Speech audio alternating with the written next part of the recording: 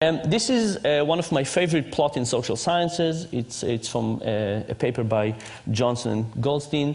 And it basically shows the percentage of people who indicate that they would be interested in giving their organs to donation. And these are different countries in Europe, and you basically see two types of countries.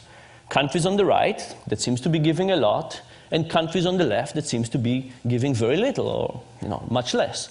The question is why? Why do some countries give a lot and some countries give a little? When you ask people this question, they usually think that it has to be something about culture, right? How much do you care about people? Giving your organs to somebody else is probably about how much you care about society, how linked you are, or maybe it is about religion. But if you look at this plot, you could see that countries that we think about as very similar actually exhibit very different behavior.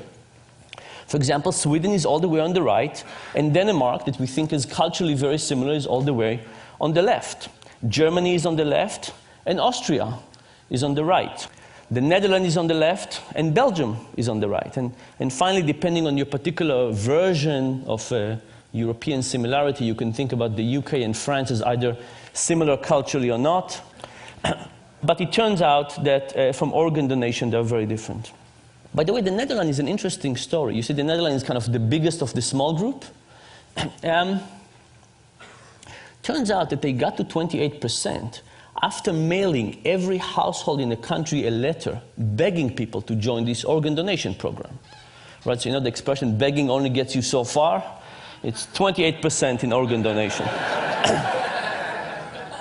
But whatever the countries on the right are doing, they're doing a much better job than begging. So what are they doing? Turns out the secret has to do with the form at the DMV. And here's the story. The countries on the left have a form at the DMV that looks something like this. Check the box below if you want to participate in the organ donor program. And what happens? People don't check and they don't join. The countries on the right, the ones that give a lot, have a slightly different form. It says check the box below if you don't want to participate. Interestingly enough, when people get this, they again don't check, but now they join the program. Now, think about what this means.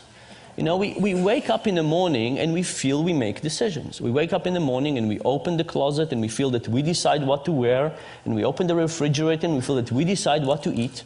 And what this is actually saying that much of these decisions are not residing within us. They're residing by the person who's designing that form.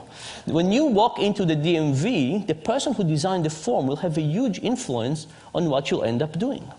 Now, it's also very hard to intuit these results.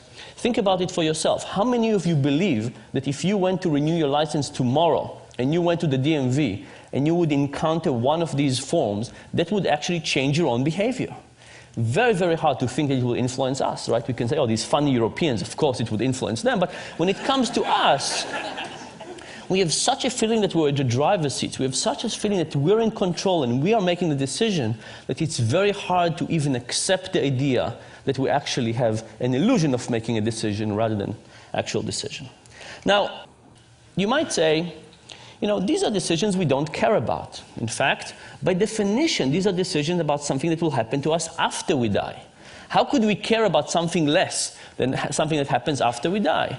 So a standard economist, somebody who believes in rationality, would say, you know what? The cost of lifting the pencil and marking a V is higher than the possible benefit of the decision, so that's why we get this effect.